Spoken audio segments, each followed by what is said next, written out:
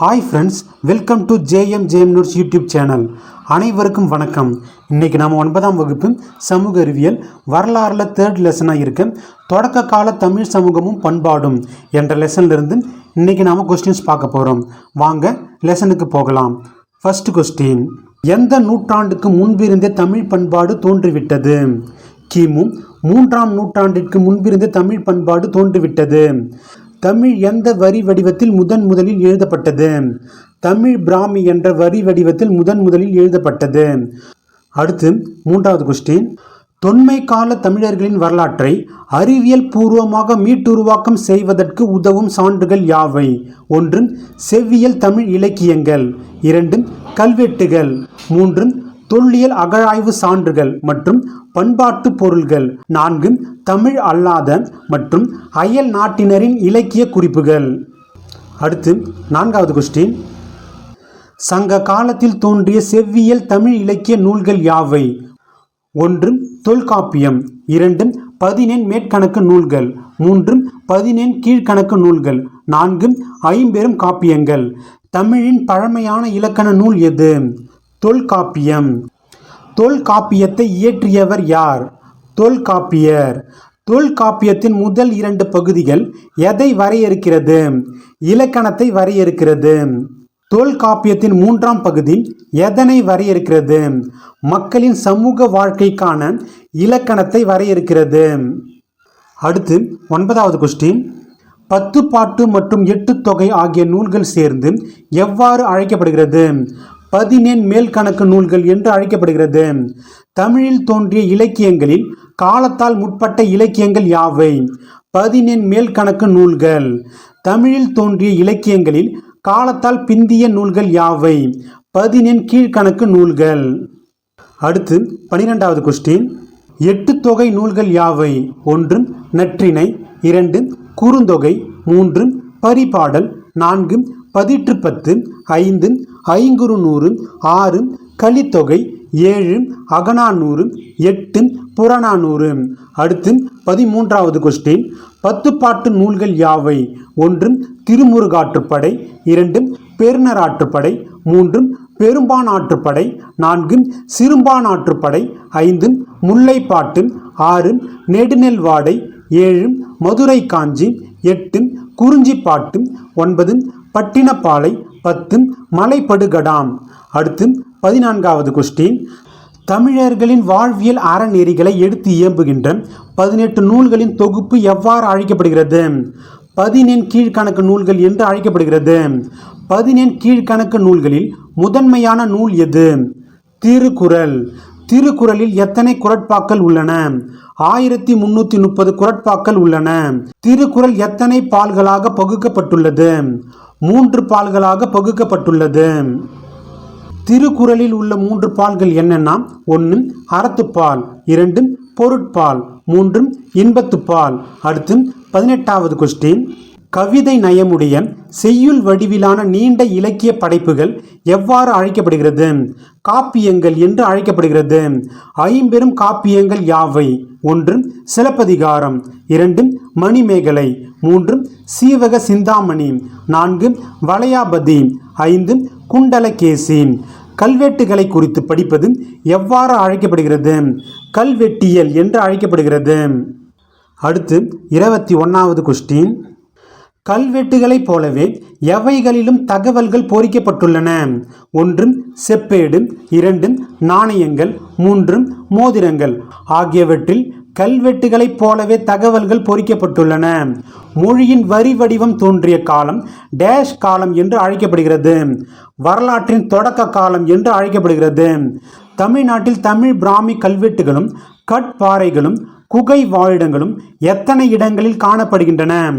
30க்கும் மேற்பட்ட இடங்களில் காணப்படுகின்றன. அடுத்து 24வது கொஸ்டின், தமிழ் பிராமி கல்வெட்டுக்கள் உள்ள குகைகளை பெரும்பாலும் தமது வாழிடங்களாக கொண்டிருந்தவர்கள் யார்? சமண துறவிகள். தமிழகத்தில் தமிழ் பிராமி கல்வெட்டுக்கள் காணப்படும் குகை வாழிடங்கள் யாவை? 1. மாங்குளம். 2. முத்துப்பட்டி. 3. புகழூர். 4. அரச்சலூர். 5. கொங்கர் புளியங்குளம். 6. ஜம்பை. 7. மதுரை. அடுத்து 26வது கொஸ்டின், தமிழகத்தில் பெரும்பாலான குகை வாழிடங்கள் எங்கு காணப்படுகிறது? பண்டைய கால வணிக வழிகளில் காணப்படுகிறது. கல்வெட்டுக்கள் போன்ற பாரம்பரிய பொது சொத்துக்களை அல்லது மற்றவர்களின் சொத்துக்களை நாசம் செய்வது எவ்வாறு அழைக்கப்படுகிறது? நாச வேலைகள் என்று அழைக்கப்படுகிறது. டேஷ் காணப்படும் குகை வாழிடங்களில் மழைநீர் வடிவதற்கான பள்ளம் செதுக்கப்பட்டுள்ளது. தமிழ் பிராமி கல்வெட்டுக்கள் உள்ள குகை வாழிடங்களில் மழைநீர் வடிவதற்கான பள்ளம் செதுக்கப்பட்டுள்ளது. போர்க்களத்திலும் ஆணிரை கவரும் சண்டைகளிலும் வீர மரணம் அடைந்தவர்களின் நினைவாக எது நடப்பட்டது? நடுகற்கள் நடப்பட்டது. அடுத்து 30வது கொஸ்டின், முல்லை நில வாழ்க்கையில் மக்களின் சிறப்பான செல்வ வளமாக இருந்தது எது? கால்நடைகள் அல்லது ஆணிரைகள். போர்க்கள காட்சிகளையும் நடுகற்களை குறித்தும் அவற்றை வழிபட்ட முறைகளை குறித்தும் எதில் விரிவாக குறிப்பிடப்பட்டுள்ளது? சங்க இலக்கியங்களில் விரிவாக குறிப்பிடப்பட்டுள்ளது. நடுகற்கள் நடப்படுவதற்கான வழிமுறைகளை குறித்து விரிவாக எடுத்துரைக்கும் நூல் எது? தொல்காப்பியம். தமிழ் பிராமி எழுத்துக்களால் பொறிக்கப்பட்ட சங்ககால நடுகற்கள் காணப்படும் இடங்கள் யாவை? 1. தேனி மாவட்டத்தில் உள்ள புலிமான் கொம்பை. 2. தேனி மாவட்டத்தில் உள்ள தாதப்பட்டி. 3. புதுக்கோட்டை மாவட்டத்தில் உள்ள பொற்பனை கோட்டை. அடுத்து 34வது கொஸ்டின், சங்க காலத்தை சேர்ந்த நடுகற்களில் எவை காணப்படவில்லை? உருவம் அல்லது சிலைகள் காணப்படவில்லை. சங்க காலத்திற்கு பிறகும் பல்லவர் காலத்திலும் நடப்பட்ட நடுகற்கள் எந்த நிலப்பகுதியில் பெரிதும் காணப்படுகின்றன? முல்லை நிலப்பகுதியில் பெரிதும் காணப்படுகின்றன. சங்க காலத்தை சேர்ந்த முல்லை நில நடுகற்கள் காணப்படும் இடங்களுக்கு எடுத்துக்காட்டியது? திருவண்ணாமலை மாவட்டம் செங்கம் என்ற ஊரினை சுற்றியுள்ள பகுதிகள். அடுத்து 37வது கொஸ்டின், புலிமான் கொம்பை என்ற ஊர் எங்கு அமைந்துள்ளது? தேனி மாவட்டத்தில் உள்ள வைகை ஆற்றின் பள்ளத்தாக்கில் அமைந்துள்ளது. புலிமான் கொம்பை என்ற ஊரில் இருந்து தமிழ் பிராமி கல்வெட்டுகளுடன் கூடிய அரிய நடுகற்கள் எந்த ஆண்டு கண்டெடுக்கப்பட்டது? 2006ஆம் ஆண்டு கண்டெடுக்கப்பட்டது. கூடல் ஊர் ஆக்கோல் பெடுத்தீயன் அந்தவன்கல் என்ற செய்தி எங்கு கண்டெடுக்கப்பட்ட நடுக்கல் ஒன்றில் காணப்படுகிறது? புலிமான் கொம்பையில் கண்டெடுக்கப்பட்ட நடுக்கல்லில் காணப்படுகிறது. கூடல் ஊர் ஆக்கோல் பெடுத்தீயன் அந்தவன்கல் என்ற வரியின் பொருள் யாது? கூடலூரில் ஆணிரை கவர்ந்த போது நடந்த பூசலில் கொல்லப்பட்ட தீயன் அந்தவனின் கல் என்பது பொருள். அடுத்து 49வது கொஸ்டின், பண்டைய கால சமூகத்தின் வாழ்க்கை முறைகளை அறிந்து கொள்ளும் நோக்கில் முறைப்படி ஒரு இடத்தை அகழ்ந்து சான்றுகளாக கிடைத்த பொருட்களை முறையாக திரட்டி ஆய்வு செய்வது எவ்வாறு அழைக்கப்படுகிறது? தொல்லியல் அகழாய்வு என்று அழைக்கப்படுகிறது. தமிழகத்தில் சங்க கால மக்களின் வாழ்க்கை முறைக்கான பல வகையான தொல்லியல் சான்றுகள் கிடைத்துள்ள இடங்கள் யாவை? 1. அரிக்கமேடு. 2. அழகன் குளம். 3. கீழடி. 4. கொடுமணல். 5. உறையூர். 6. கரூர். 7. காஞ்சிபுரம். 8. காவிரி பூம்பட்டினம். 9. கொட்கை. 10. வசவசமுத்திரம். அடுத்து 51வது கொஸ்டின், கேரளத்தில் சங்க கால மக்களின் வாழ்க்கை முறைக்கான சான்றுகள் கிடைத்த இடம் எது? பட்டணம். இந்திய தொல்லியல் ஆய்வுத்துறையினர் அகழாய்வு செய்த சங்க கால துறைமுக பட்டணம் எது? புதுச்சேரிக்கு அருகில் உள்ள அரிக்கமேடு. அரிக்கமேடு பகுதிகளில் அகழாய்வு பணிகளை மேற்கொண்ட தொல்லியல் அறிஞர்கள் யாவர்? 1.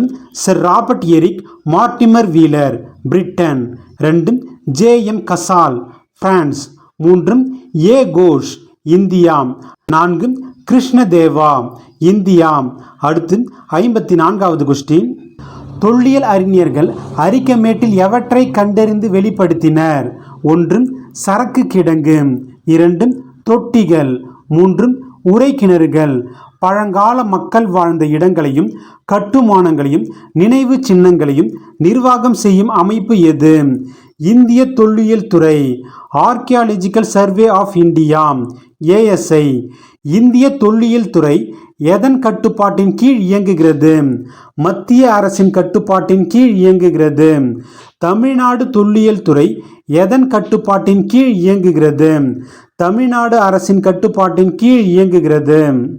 அடுத்து 58வது கொஸ்டின், இந்தியாவில் உள்ள தொல்லியல் பொருட்களை பாதுகாப்பதற்கு இந்திய புதையல் சட்டம் எந்த ஆண்டு கொண்டு வரப்பட்டது? 1878ஆம் ஆண்டு கொண்டு வரப்பட்டது. பழங்கால பொருட்கள் மற்றும் கலை கருவூலங்கள் சட்டம் எந்த ஆண்டு கொண்டு வரப்பட்டது? 1972ஆம் ஆண்டு கொண்டு வரப்பட்டது.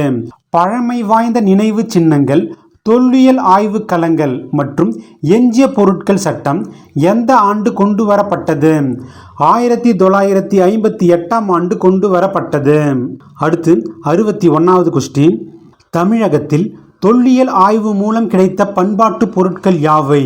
1 செங்கற் கட்டுமானங்கள், 2 மணிகள், 3 சங்கு வளையல்கள், 4 அணி புடைப்பு மணிகள், 5 செதுக்கு வேலைப்பாடுகள் கொண்ட பொருட்கள், 6 தமிழ் பிராமி எழுத்துக்கள் கொண்ட சுடுமண் பாண்ட ஓடுகள், 7 பல வகை நாணயங்கள். அடுத்து 62வது கொஸ்டின். விலை உயர்ந்த நவமணிகளின் மேற்புறத்தில் வேலைப்பாடு மிக்க உருவங்கள் செதுக்கப்பட்ட மணிகள் எவ்வாறு அழைக்கப்படுகிறது? அணி புடைப்பு மணிகள் என்று அழைக்கப்படுகிறது. செதுக்கு வேலைப்பாடுகள் கொண்ட அணி புடைப்பு மணிகள் எங்கு கிடைத்துள்ளது? கேரளாவில் உள்ள பட்டணம் என்ற இடத்தில் கிடைத்துள்ளது. செதுக்கு வேலைப்பாடு உடைய பொருட்களில் உருவங்கள் எவ்வாறு செதுக்கப்பட்டிருக்கும்? உட்குழிவாக செதுக்கப்பட்டிருக்கும். தமிழகத்தில் செலவாணிக்குரிய பொருளாக நாணயங்கள் எப்போது புழக்கத்திற்கு வந்தன? சங்க காலத்தில் புழக்கத்திற்கு வந்தன. அடுத்து 66வது கொஸ்டின். சங்க காலத்தை குறித்து அறிந்து கொள்ள உதவும் நாணயங்கள் யாவை? 1 சேர, சோழ, பாண்டிய அரசர்களின் நாணயங்கள், 2 முத்திரை பொறிக்கப்பட்ட நாணயங்கள், 3 ரோமானிய நாணயங்கள். சங்க காலத்தை சேர்ந்த முத்திரை பொறித்த நாணயங்கள் கிடைத்த தமிழக பகுதி எது? 1 கொடுமணல், 2 போடி நாயக்கனூர். ரோமானிய நாணயங்கள் தென்னிந்தியாவில் எந்த மண்டலத்தில் செறிந்து காணப்படுகிறது? கோயம்புத்தூர் பகுதியில் செறிந்து காணப்படுகிறது. அடுத்து 69வது கொஸ்டின். தமிழகத்தில் ரோமானிய நாணயம் கிடைத்த பிற பகுதிகள் யாவை? 1 அழகன் குளம், 2 கரூர், 3 மதுரை. கட்டி வடிவிலான தங்கம், வெள்ளி போன்ற மதிப்பு மிக்க உலோகங்கள் எவ்வாறு அழைக்கப்படுகிறது? புல்லியன் என்று அழைக்கப்படுகிறது. தொடக்க காலத்தில் இந்தியாவில் எந்த நாணயங்கள் பயன்படுத்தப்பட்டன? முத்திரை பொறித்த நாணயங்கள் பயன்படுத்தப்பட்டன. டேஷ் நாணயங்கள் பெரும்பாலும் வெள்ளியில் செய்யப்பட்டு அவற்றில் எண்ணற்ற குறியீடுகள் முத்திரைகளாக பொறிக்கப்பட்டிருக்கின்றன. இந்தியாவின் தொடக்க கால நாணயங்கள். அடுத்து 73வது கொஸ்டின். கௌட்டில்யர் என்று அழைக்கப்பட்டவர் யார்? சாணக்கியர். சாணக்கியர் யாருடைய காலத்தில் வாழ்ந்தார்? மௌரியர்களுடைய காலத்தில் வாழ்ந்தார். சாணக்கியர் எழுதிய நூல் எது? அர்த்த சாஸ்திரம். அர்த்த சாஸ்திரம் என்ற நூல் எவற்றை குறித்து விளக்குகிறது? பொருளாதாரம் மற்றும் ஆட்சி முறையை குறித்து விளக்குகிறது. அர்த்த சாஸ்திரம் என்ற நூலில் பாண்டிய கவாடகா என்ற குறிப்பு எவற்றை குறிப்பதாக கருதப்படுகிறது? பாண்டிய நாட்டில் கிடைத்த முத்துக்கள் மற்றும் கடற்பொருட்களை குறிப்பதாக கருதப்படுகிறது. இலங்கையின் மகாவம்சம் என்ற நூல் எந்த சமய வரலாற்றை பற்றி கூறுகிறது? புத்த சமய வரலாற்றை பற்றி கூறுகிறது. அடுத்து 79வது கொஸ்டின். இலங்கையின் மகாவம்சம் என்ற நூல் எந்த மொழியில் எழுதப்பட்டது? பாலி மொழியில் எழுதப்பட்டது. தென்னிந்தியாவிலும் தமிழ்நாட்டில் இருந்த வணிகர்கள் குறித்தும் குதிரை வணிகர்கள் குறித்தும் குறிப்பிடும் இலங்கையின் நூல் எது? மகாவம்சம். முக்கியமான வரலாற்று நிகழ்வுகளை கால வரிசையில் விவரிக்கும் குறிப்பு எவ்வாறு அழைக்கப்படுகிறது? வரலாற்று குறிப்பு என்று அழைக்கப்படுகிறது. எரித்திரியன் கடலின் பெரிப்ளஸ் என்பது டேஷ் நூலாகும். பண்டைய கிரேக்க நூலாகும். எரித்திரியன் கடலின் பெரிப்ளஸ் என்ற நூலின் ஆசிரியர் யார்? ஆசிரியர் அறியப்படவில்லை. அடுத்து 84வது கொஸ்டின். பெரிப்ளஸ் என்ற கிரேக்க சொல்லின் பொருள் யாது? கடல் வழிகாட்டி. எரித்திரியன் கடலின் பெரிப்ளஸ் என்ற கடல் வழிகாட்டியை மாலுமிகள் எவற்றிற்கு பயன்படுத்தினர்? கடற்பயணத்திற்கு பயன்படுத்தினர். செங்கடலை சுற்றியுள்ள கடற்பரப்பு எவ்வாறு அழைக்கப்படுகிறது? எரித்திரியன் கடல் என்று அழைக்கப்படுகிறது. முசிறி, தொண்டி, குமரி, கொட்கை ஆகிய சங்ககால துறைமுக பட்டினங்கள் குறித்தும் சேர பாண்டிய அரசர்கள் குறித்தும் குறிப்புகள் உள்ள கிரேக்க நூல் எது? எரித்திரியன் கடலின் பெரிப்ளஸ். அடுத்து 88வது கொஸ்டின். இயற்கை வரலாறு என்ற நூலை எழுதியவர் யார்? மூத்த பிலினி. மூத்த பிலினி எந்த நாட்டை சேர்ந்தவர்? ரோம் நாட்டை சேர்ந்தவர். மூத்த பிலினி இயற்கை வரலாறு என்ற நூலை எந்த மொழியில் எழுதினார்? இலத்தீன் மொழியில் எழுதினார். ரோமானிய பேரரசின் இயற்கை வளங்கள் குறித்து விவரிக்கும் நூல் எது? இயற்கை வரலாறு. ரோம பேரரசிற்கும் இந்தியாவிற்கும் இடையே நடைபெற்ற மிளகு வணிகம் குறித்து பிலினி எந்த நூலில் குறிப்பிட்டுள்ளார்? இயற்கை வரலாறு என்ற நூலில் குறிப்பிட்டுள்ளார். அடுத்து 93வது கொஸ்டின். வடகிழக்கு ஆப்பிரிக்காவின் அருகில் உள்ள ஒசாலிஸ் துறைமுகத்திலிருந்து தென்மேற்கு பருவக்காற்று சரியாக வீசினால் 40 நாட்களில் இந்தியாவை அடைந்து விடலாம் என்று கூறியவர் யார்? மூத்த பிலினி. கேரள கடற்கரையில் இருந்த பக்காரே துறைமுகத்தை தமது கட்டுப்பாட்டில் வைத்திருந்த மதுரையை ஆண்ட பாண்டிய மன்னர்கள் குறித்து இயற்கை வரலாறு என்ற தனது நூலில் குறிப்பிட்டுள்ளவர் யார்? மூத்த பிலினி. இந்தியாவுடன் நடைபெற்ற எந்த வணிகத்தால் ரோமானிய நாட்டு செல்வம் கரைந்தது குறித்து பிலினி ஆதங்கப்படுகிறார்? மிளகு வணிகத்தால். அடுத்து 96வது கொஸ்டின். 2ஆம் நூற்றாண்டில் நிலவிய ரோமானிய பேரரசின் புவியியல் அமைப்பு விவரங்கள், நில வரைபடம் ஆகியவற்றை கொண்ட ஆவணம் எவ்வாறு அழைக்கப்படுகிறது? தாலமியின் புவியியல் என்று அழைக்கப்படுகிறது. தாலமியின் புவியியல் என்ற நூலில் குறிப்பிடப்பட்டுள்ள தமிழகத்தை சேர்ந்த துறைமுக பட்டினங்கள் யாவை? காவிரி பூம்பட்டினம் என்ற ஊர் கப்ரியஸ் எம்போரியம் என்று இடம்பெற்றுள்ளது. கொட்கை என்ற ஊர் கொர்கோய் என்று இடம்பெற்றுள்ளது. கன்னியாகுமரி என்ற ஊர் கொமாரியா என்று இடம்பெற்றுள்ளது. முசிறி என்ற ஊர் முசிரிஸ் என்று இடம்பெற்றுள்ளது. ரோமானிய பேரரசின் சாலைகள் குறித்து விளக்கும் நிலப்படம் எவ்வாறு அழைக்கப்படுகிறது? பியூட்டிங்கேரியன் நில வரைபடம் என்று அழைக்கப்படுகிறது. அடுத்து 99வது கொஸ்டின். பியூட்டிங்கேரியன் நில வரைபடத்தில் குறிப்பிடப்பட்டுள்ள பண்டைய தமிழக பகுதி எது? முசிறி. பியூட்டிங்கேரியன் அட்டவணையில் இலங்கை தீவு எவ்வாறு குறிப்பிடப்பட்டுள்ளது? டாப்ரோபேன் என்று குறிப்பிடப்பட்டுள்ளது. பியூட்டிங்கேரியன் அட்டவணையில் முசிறி துறைமுகம் எவ்வாறு குறிப்பிடப்பட்டுள்ளது? முசிரிஸ் என்று குறிப்பிடப்பட்டுள்ளது. 2ஆம் நூற்றாண்டை சேர்ந்த கிரேக்க ஆவணம் எது? Vienna papyrus. முசிறியில் நடைபெற்ற வணிகம் தொடர்பான குறிப்பு இடம்பெற்றுள்ள கிரேக்க ஆவணம் எது? Vienna papyrus. அடுத்து 104வது கொஸ்டின். வியன்னா பாப்பிரஸ் தற்போது எங்கு உள்ளது? வியன்னாவில் ஆஸ்திரிய தேசிய நூலகத்துடன் இணைக்கப்பட்டுள்ள பாப்பிரஸ் அருங்காட்சியகத்தில் உள்ளது. ஆஸ்திரிய நாட்டின் தலைநகரம் எது? வியன்னா. வியன்னா பாப்பிரஸ் என்பது ஒரு டேஷ் வணிகர்களுக்கு இடையேயான எழுத்துப்பூர்வமான உடன்படிக்கை. ஹெர்மாபோலன் என்ற பெயருடைய கப்பல் பற்றியும் ரோமானிய நாட்டிற்கு ஏற்றுமதியான மிளகு, தந்தம் போன்ற சரக்குகள் குறித்த பட்டியல் இடம்பெற்றுள்ள கிரேக்க ஆவணம் எது? Vienna papyrus. பண்டைய எகிப்தில் பாப்பிரஸ் என்ற நாணலில் இருந்து தயாரிக்கப்பட்ட தாள் எவ்வாறு அழைக்கப்படுகிறது? பாப்பிரஸ் என்று அழைக்கப்படுகிறது. அடுத்து சங்க காலம். அசோகரின் கல்வெட்டுகளில் பயன்படுத்திய பிராமி வரி வடிவம் எவ்வாறு அழைக்கப்படுகிறது? அசோகன் பிராமி என்று அழைக்கப்படுகிறது. தமிழின் தொன்மையான இலக்கண நூல் எது? தொல்காப்பியம். திணை என்ற கருத்தை விவரித்துள்ள தமிழகத்தின் தொன்மையான நூல் எது? தொல்காப்பியம்.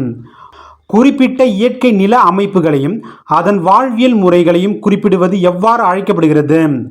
திணை என்று அழைக்கப்படுகிறது. அடுத்து 113வது கொஸ்டின். சங்க கால செய்யுள்கள் எதன் அடிப்படையில் தொகுக்கப்பட்டுள்ளன? திணை அடிப்படையில் தொகுக்கப்பட்டுள்ளன. மனித வாழ்க்கையையும் இயற்கையோடு மனிதன் கொண்டிருந்த நெருக்கமான உறவையும் டேஷ் படம் பிடித்து காட்டுகிறது. திணை படம் பிடித்து காட்டுகிறது. சங்க கால செய்யுள்கள் பெரும்பான்மை அடிப்படையில் எத்தனை பெரும் பிரிவுகளாக பிரிக்கப்பட்டுள்ளது? 2 பெரும் பிரிவுகளாக பிரிக்கப்பட்டுள்ளது. அவை என்னன்னா, 1 அகத்திணை பாடல்கள், 2 புறத்திணை பாடல்கள். காதல் வாழ்வையும் குடும்ப வாழ்வையும் குறிக்கும் பாடல்கள் எவ்வாறு அழைக்கப்படுகிறது? அகத்திணை பாடல்கள் என்று அழைக்கப்படுகிறது. அடுத்து 117வது கொஸ்டின். போர், வீரம் முதலிய பொருள்களையும் வாழ்வின் பிற அம்சங்களையும் கூறும் பாடல் எவ்வாறு அழைக்கப்படுகிறது? புறத்திணை பாடல்கள் என்று அழைக்கப்படுகிறது. தமிழ்நாட்டின் 5 வகையான நிலப்பகுதிகளை குறிப்பிடுவது எது? ஐந்திணை. ஐவகை நிலங்கள் யாவை? 1 குறிஞ்சி, 2 முல்லை, 3 மருதம், 4 நெய்தல், 5 பாலை.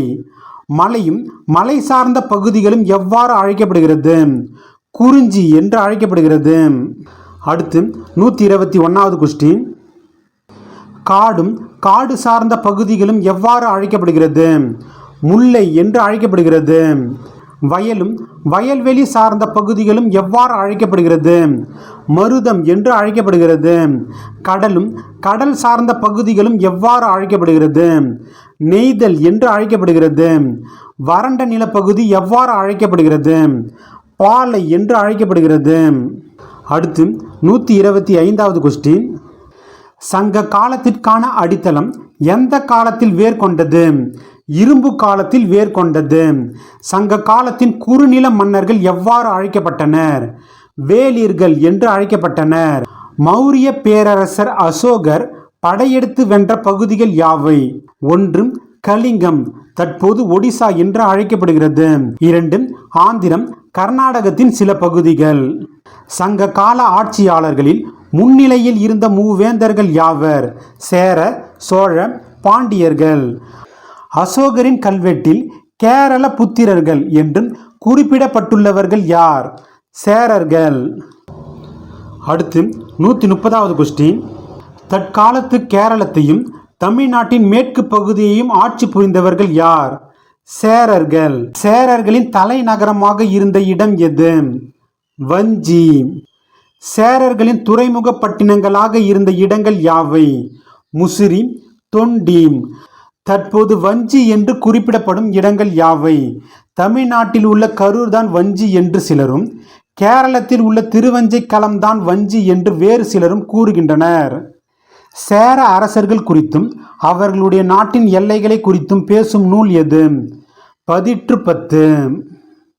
சேரர்கள் எந்த பூவினால் ஆன மாலையை அணிந்தனர்? பனம்பூ மாலையை அணிந்தனர். எங்கு கண்டெடுக்கப்பட்ட கல்வெட்டுகள் சேர மன்னர்களின் 3 தலைமுறைகளை குறிப்பிடுகிறது? கரூரை அடுத்த புகழூரில் கண்டெடுக்கப்பட்ட கல்வெட்டுகள். சேர மன்னர்கள் வெளியிட்ட நாணயங்கள் எங்கு கிடைத்துள்ளது? கரூரில் கிடைத்துள்ளது.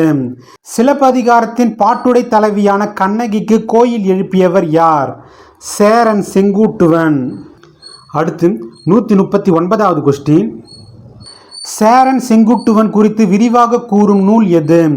சிலப்பதிகாரம். சிலப்பதிகாரத்தை இயற்றியவர் யார்? இளங்கோவடிகள். சேரன் செங்குட்டுவனின் தம்பி யார்? இளங்கோவடிகள். சேரர்களின் இலச்சனை எது? வில்லும் அம்பும். காவிரி வடிநில பகுதியையும் தமிழ்நாட்டின் வடபகுதியையும் ஆண்டவர்கள் யார்? சோழர்கள். சோழர்களின் தலைநகரம் எது? உறையூர். சோழர்களின் துறைமுக பட்டினமாக விளங்கிய இடம் எது? காவிரி ஆறு வங்கக்கடலில் கலக்கும் பூம்புகார் என்ற காவிரி பூம்பட்டினம். அடுத்து 146வது கொஸ்டின். காவிரி பூம்பட்டினம் குறித்து பட்டினப்பாலை என்ற நெடிய பாடலை இயற்றியவர் யார்? கடியலூர் உருத்திரங்கண்ணனார். காவிரி பூம்பட்டினத்தில் நடந்த வணிகத்தை பற்றி குறிப்பிடும் நூல் எது? சிலப்பதிகாரம். சோழ மன்னர்களில் தலை சிறந்தவராக போற்றப்படுபவர் யார்? கரிகால் சோழன். காவிரி ஆற்றின் நீர்ப்பெருக்கத்தை திறம்பட பயன்படுத்தி பாசன வசதிகளை பெருக்கி பெரும் நிலப்பரப்பில் விவசாயம் தழைக்க வகை செய்த பெருமைக்குரிய சோழ அரசன் யார்? கரிகால் சோழன். அடுத்து 150வது கொஸ்டின். பாண்டியரையும் சேரரையும் ஏனைய குறுநில மன்னர்களையும் எதிர்த்து போரிட்டவர் யார்? கரிகால் சோழன். சோழர்களின் இலச்சனை எது? புலி. சதுர வடிவிலான செம்பு நாணயங்களை வெளியிட்டவர்கள் யார்? சோழர்கள். ஒரு புறத்தில் புலியின் உருவமும் மறுபுறத்தில் யானை மற்றும் புனித சின்னங்களும் யாருடைய நாணயத்தில் காணப்படுகிறது? சோழர்களின் நாணயத்தில் காணப்படுகிறது. எந்த அரசர்களை குறித்தும் அசோகரது கல்வெட்டுகளில் குறிப்புகள் உள்ளன? பாண்டிய அரசர்களை குறித்தும் அசோகரது கல்வெட்டில் குறிப்புகள் உள்ளன. மதுரையை தலைநகராக கொண்டு தென் தமிழகத்தை ஆட்சி செய்தவர்கள் யார்? பாண்டியர்கள். அடுத்து 156வது கொஸ்டின். தமிழ் சங்கங்களை நிறுவி ஆதரவு அளித்தவர் என்றும் தமிழ் இலக்கியங்கள் எந்த அரசர்களை போற்றுகின்றன? பாண்டிய அரசர்களை போற்றுகின்றன. மாங்குளத்தில் கண்டறியப்பட்ட தமிழ் பிராமி கல்வெட்டுகள் எந்த பாண்டிய மன்னனை பற்றி குறிப்பிடுகின்றன? பாண்டிய நெடுஞ்செழியனை பற்றி குறிப்பிடுகின்றன. குறிப்பிடத்தக்க பாண்டிய மன்னர்கள் யாவர்? 1 நெடியோன், 2 முடத்திருமாறன், 3 பல் யாகசாலை முதுகுடுமி பெருவழுதி. பாண்டியர்களின் இலட்சணை எது? மீன். குறுநில மன்னர்கள் எவ்வாறு அழைக்கப்பட்டனர்? வேளிர் என்று அழைக்கப்பட்டனர். அடுத்து 161வது கொஸ்டின். வேளிர்களில் குறிப்பிடத்தகுந்த கடையேழு வள்ளல்கள் யாவர்? 1 பாரி, 2 காரி, 3 ஓரி, 4 நல்லி, 5 பேகன், 6 ஆய், 7 அதியமான். சங்க காலத்தில் புலவர்களோடு நெருக்கமான தொடர்பு கொண்டிருந்த குறுநில மன்னர்கள் யார்? வேளிர்கள். யாருடைய கொடைத்திறன் இலக்கியங்களில் போற்றப்படுகிறது? வேளிர்களின் கொடைத்திறன் இலக்கியங்களில் போற்றப்படுகிறது. அடுத்து 164வது கொஸ்டின். சங்க காலத்தில் காணப்பட்ட குலம் அடிப்படையிலான சமூகத்தினர் யாவர்? 1 பாணர், 2 பரதவர், 3 எயினர், 4 உழவர், 5 காணவர், 6 வேட்டுவர், 7 மறவர். அடுத்து 165வது கொஸ்டின். சங்க கால சமூகத்தில் உயர்ந்தவர்களாக கருதப்பட்டவர்கள் யார்? அரசர்களும் குலத்தலைவர்களும் உயர்ந்தவர்களாக கருதப்பட்டனர். சங்க காலத்தில் வட இந்தியாவில் காணப்பட்ட டேஷ் தமிழகத்தில் வேரூன்றவில்லை. சாதி அமைப்பு தமிழகத்தில் வேரூன்றவில்லை. சங்க கால தமிழகத்தில் எவற்றின் அடிப்படையில் சமூக குழுக்கள் காணப்பட்டன? ஐவகை நிலச்சூழல் மற்றும் செய்தொழில் அடிப்படையில் சமூக குழுக்கள் காணப்பட்டன.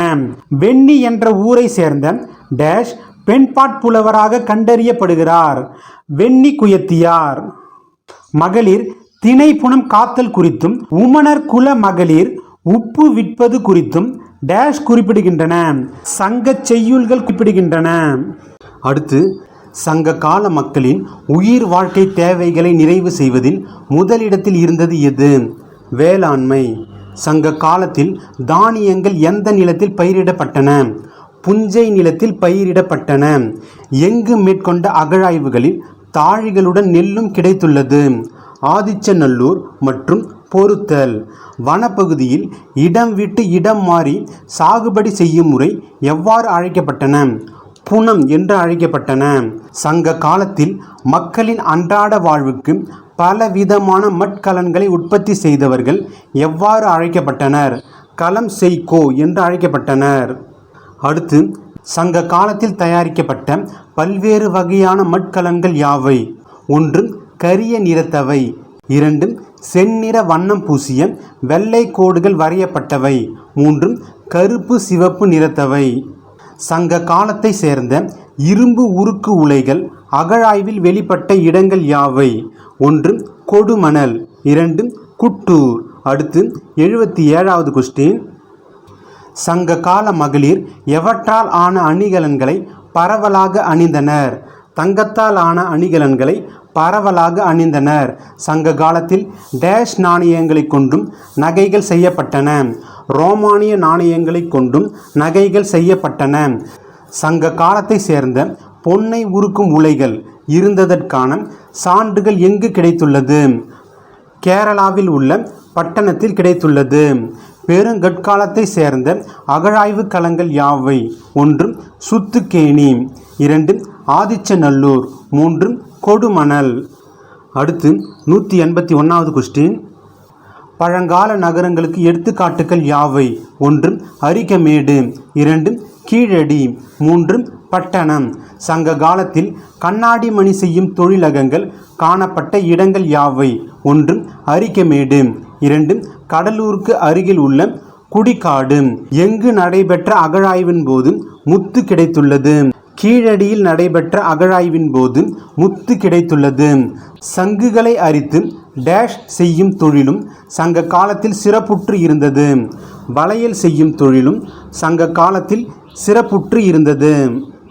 சங்க காலத்தில் டேஷ் கடல் பகுதிகளில் சங்குகள் சேகரிக்கப்பட்டன. பாம்பன் கடல் பகுதியில் சங்குகள் சேகரிக்கப்பட்டன. நூல் நூற்கும் கதிர்களும் துண்டு துணிகளும் அகழாய்வில் கிடைத்த தமிழக பகுதி எது? கொடுமணல். தமிழகத்தின் எந்த வகை ஆடைகள் குறித்து இலக்கியங்களில் குறிப்புகள் உள்ளன? கலிங்க ஆடைகள் குறித்து இலக்கியத்தில் குறிப்புகள் உள்ளன. தமிழகத்தில் துணிகள் நெய்யப்பட்டது குறித்து தகவல்களை கூறும் கிரேக்க நூல் எது? பெரிப்ளஸ். அடுத்து 189வது கொஸ்டின். பருத்தியிலிருந்து நூலை எடுப்பதற்கு எது பயன்படுத்தப்படுகிறது? நூல் நூற்கும் கதிர் பயன்படுத்தப்படுகிறது. ஓரிடத்தில் கிடைக்கும் பொருட்களை மற்ற இடங்களில் உள்ளவர்கள் தம்மிடம் உள்ள பொருட்களை கொடுத்து மாற்றிக்கொள்ளும் முறை எவ்வாறு அழைக்கப்படுகிறது? பண்ட மாற்று முறை என்று அழைக்கப்படுகிறது. தமிழ் பிராமி கல்வெட்டுகளில் வணிகர்கள் எந்த சொற்களால் குறிப்பிடப்படுகின்றனர்? வணிகன், நிகமா ஆகிய சொற்களால் குறிப்பிடப்படுகின்றனர். சங்க காலத்தில் உப்பு வணிகர்கள் எவ்வாறு அழைக்கப்பட்டனர்? உமனர் என்று அழைக்கப்பட்டனர். டேஷ் தம் குடும்பத்தோடு மாட்டு வண்டியில் சென்று வணிகம் செய்தனர். உமனர். அடுத்து 194வது கொஸ்டின். பெருங்கற்காலத்தை சேர்ந்த வெண்கல கிண்ணம் எங்கு கிடைத்துள்ளது? புதுச்சேரியின் ஆரோவில்லில் கிடைத்துள்ளது. நன்கு வடிவமைக்கப்பட்ட யவனர்களின் கப்பல் தங்கம் பிற உலோக காசுகளுடன் முசிறி துறைமுகத்திற்கு வந்து மிளகை ஏற்றி சென்றதாக அகநானூற்றில் எத்தனையாவது செய்யுள் கூறுகிறது? 149வது செய்யுள் கூறுகிறது. சங்க காலத்தில் சரக்கு போக்குவரத்திற்கு எவை பயன்படுத்தப்பட்டன?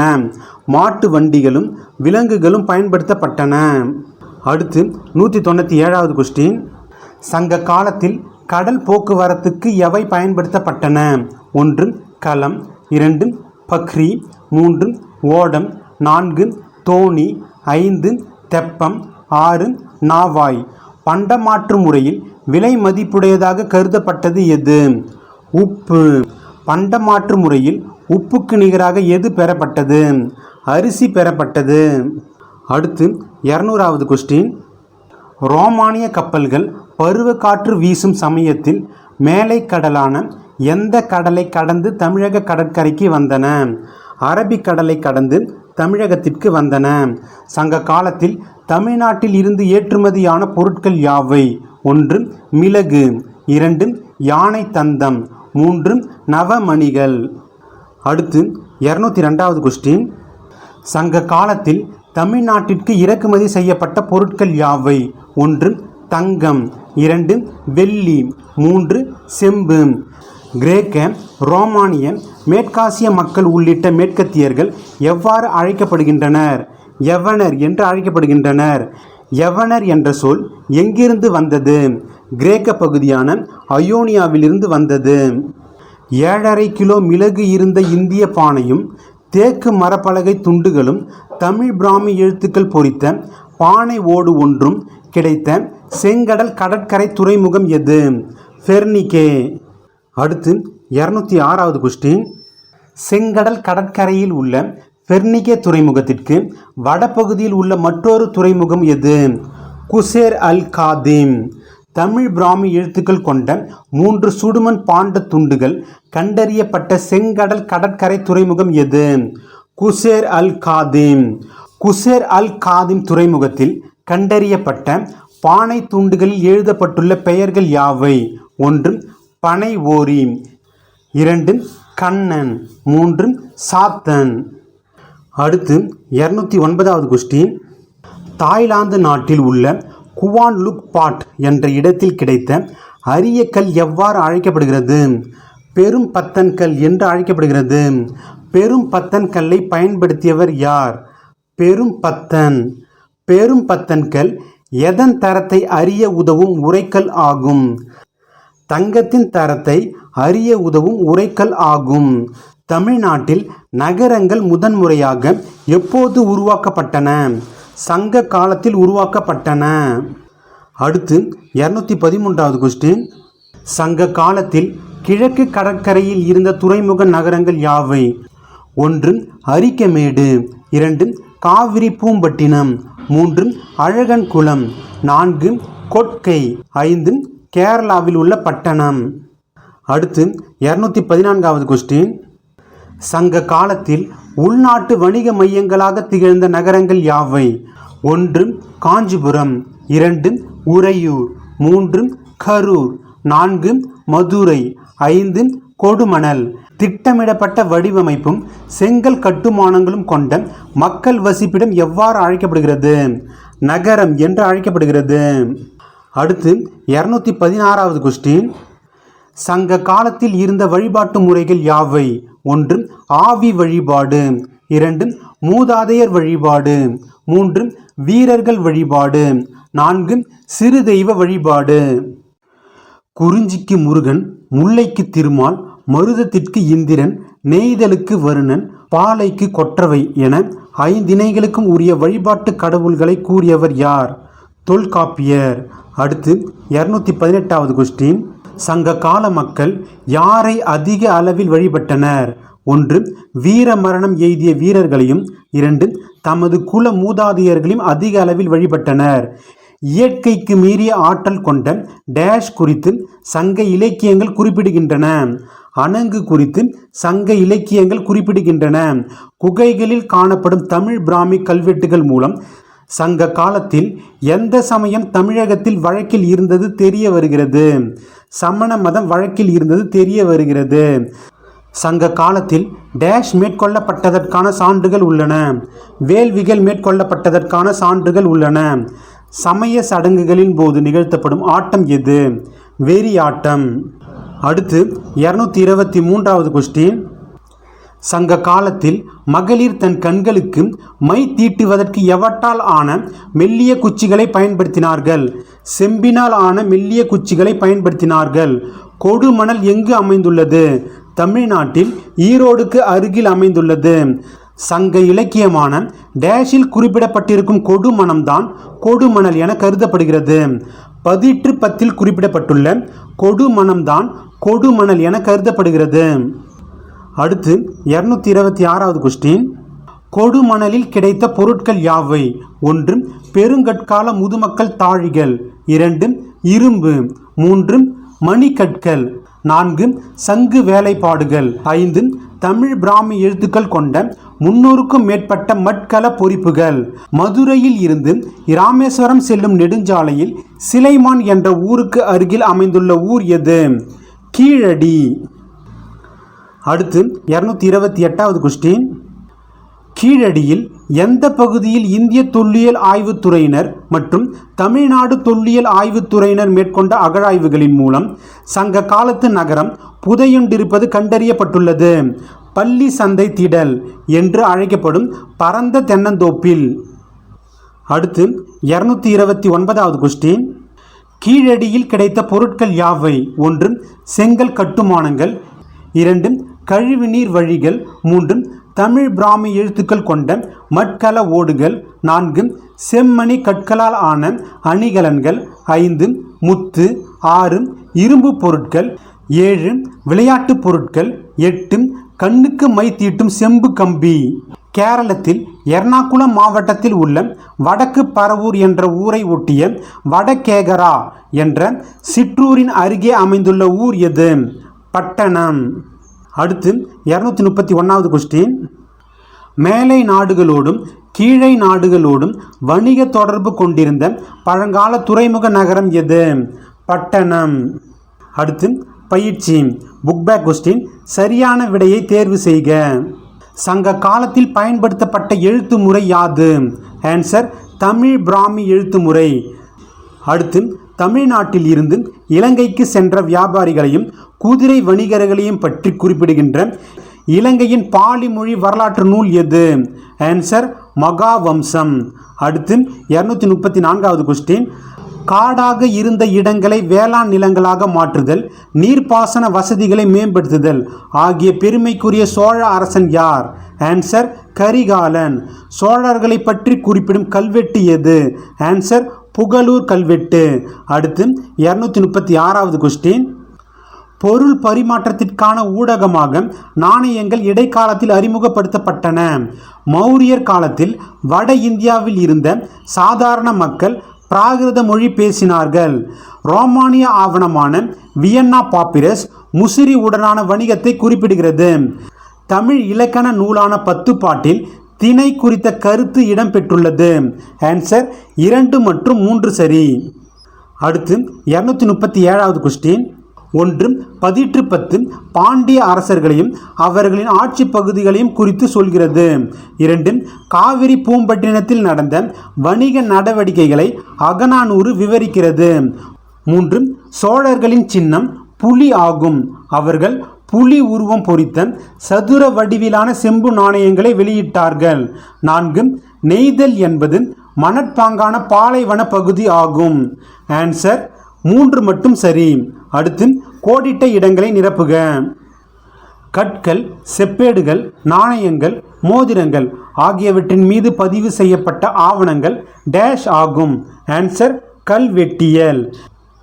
கடந்த கால சமூகங்கள் குறித்து அறிந்து கொள்வதற்கான சான்றுகளாக உள்ள சில பொருட்களை மீட்டெடுப்பதற்கு ஓர் இடத்தை முறைப்படி தோண்டுதல் டேஷ் ஆகும். ஆன்சர் தொல்லியல் ஆகும். மௌரியர் காலத்தில் ஆட்சிக்கலை மற்றும் பொருளாதாரம் குறித்து கௌட்டில்யர் எழுதிய நூல் டேஷ் ஆகும். ஆன்சர் அர்த்த சாஸ்திரம். அடுத்து 241வது கொஸ்டின். டேஷ் என்பது பிரிவு அல்லது வகை என்ற பொருளில் செய்யுள்களில் பயன்படுத்தப்பட்ட கருப்பொருள். மேலும் இது ஒரு வாழ்விடத்தை அதன் தனித்தன்மை வாய்ந்த இயற்கை கூறுகளுடன் குறிப்பதாகவும் உள்ளது. ஆன்சர் திணை. கிரேக்கர்கள், ரோமானியர்கள், மேற்கு ஆசியர்கள் ஆகியோரை உள்ளடக்கிய மேற்கத்தியர்களை டேஷ் என்னும் சொல் குறிப்பிடுகிறது. யவனம் என்னும் சொல் குறிப்பிடுகிறது. சரியான கூற்றை தேர்ந்தெடுக்கவும். இதில் சரியான கூற்று இரும்பை உருக்கியதற்கான சான்றுகள் கொடுமணல், குட்டூர் ஆகிய இடங்களில் காணப்படுகின்றன. அடுத்து 224வது கொஸ்டின். இதில் சரியான கூற்று தமிழ் பிராமி கல்வெட்டு குறிப்புகளில் காணப்படும் வணிகன், நிகமா ஆகிய சொற்கள் வணிகர்களின் பல்வேறு வகையினரை குறிப்பதாகும். அடுத்து பொறுத்துக. கல்வெட்டியல் கல்வெட்டு குறிப்புகளை ஆராய்வது. கால வரிசை குறிப்புகள் முக்கியமான வரலாற்று நிகழ்வுகளின் தொகுப்பு. மேய்ச்சல் வாழ்க்கை கால்நடைகளை வளர்த்து பிழைக்கும் நாடோடி மக்கள். புடைப்பு மணிகள் கேமியோ விலை உயர்ந்த கல்லில் செய்யப்பட்ட ஆபரணம். அரிக்கமேடு சங்ககால துறைமுகம். Okay friends, thank you. இன்றைக்கி நாம் 9th ஸ்டாண்டர்டில் இருந்து தொடக்க கால தமிழ் சமூகமும் பண்பாடும் என்ற லெசன்லேருந்து லைன் பை லைன் கொஸ்டின்ஸ் பார்த்தோம். மீண்டும் நாம் நெக்ஸ்ட் லெசனில் சந்திக்கலாம். தேங்க்யூ.